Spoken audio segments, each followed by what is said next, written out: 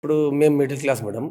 సరే మీకు భరోసా ఏందంటే పక్కా మీకు స్టడీ లోన్ మీద మేము పంపిస్తామని చెప్పేసి చెప్పడంతో మేము కలవడం జరిగింది.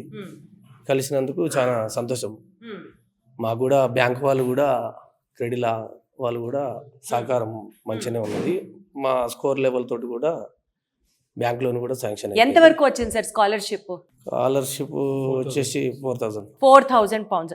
సరే, ఇప్పుడు మీరు లోన్ అప్లై చేశారు కదా, ఏదన్నా తాకట్టు పెట్టడాలు కానీ షూరిటీ పెట్టడానికి కానీ అట్లా కొలాటరల్ ఏమైనా జరిగిందా? అలాంటిది ఏం లేదు.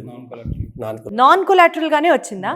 అంటే మీకు ఆ విషయం తెలుసా, లేకపోతే ఇక్కడికి వచ్చినా తెలుసుకొని హ్యాపీ ఫీల్ అయ్యారా? అంటే 2-3 సార్లు వీడియోలు చూశాను కాబట్టి ఈ మనకు నాన్ కొలాటరల్ తోటి వస్తుందని చెప్పేసి భరోసాతోటి ఇక్కడికి వచ్చాను మేడం. భరోసాతోటే వచ్చారు. సో ఓవరాల్ మీ ఎక్స్పీరియన్స్ ఏంటి చెప్పండి? సంతోషం మేడం. బాబు ఒకవేళ మాస్టర్ అక్కడ కంప్లీట్ అయ్యి రావాలని చెప్పేసి మంచిగా. వండర్ఫుల్.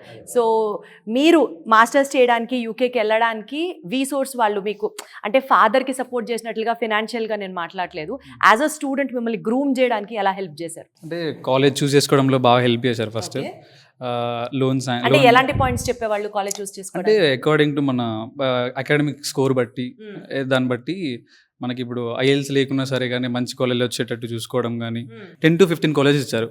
ఆ కాలేజెస్ మంచి కాలేజెస్, నేను చాలా ట్రై చూశాను. 15 కాలేజెస్ వరకు ఉన్నాయి. అందులో మనకు నచ్చిన కాలేజ్ వాళ్ళు చెప్తారు. బట్ మనం కూడా ఏదంటే మనకు బయట నుంచి ఫ్రెండ్స్ చెప్పినా కానీ లేకపోతే అక్కడ ఉన్న వాళ్ళు ఏదైనా చెప్తే మనం చూస్ చేసుకునే కాలేజ్ కూడా వాళ్ళకి చెప్తే ఫ్రెండ్లీగా వాళ్ళు కూడా చేసేస్తారు. అట్లేం లేదు, ఏ కాలేజ్ అయినా సరే వాళ్ళు చేసేసారు. సో నేను టీ సైడ్ చూస్ చేసుకున్నాను ప్రజెంట్. సో మాక్సిమం మీకు ఒక డెసిషన్ తీసుకోవడానికి వాళ్ళు సపోర్ట్ చేస్తారు. Wonderful, thank you so much, all the very best.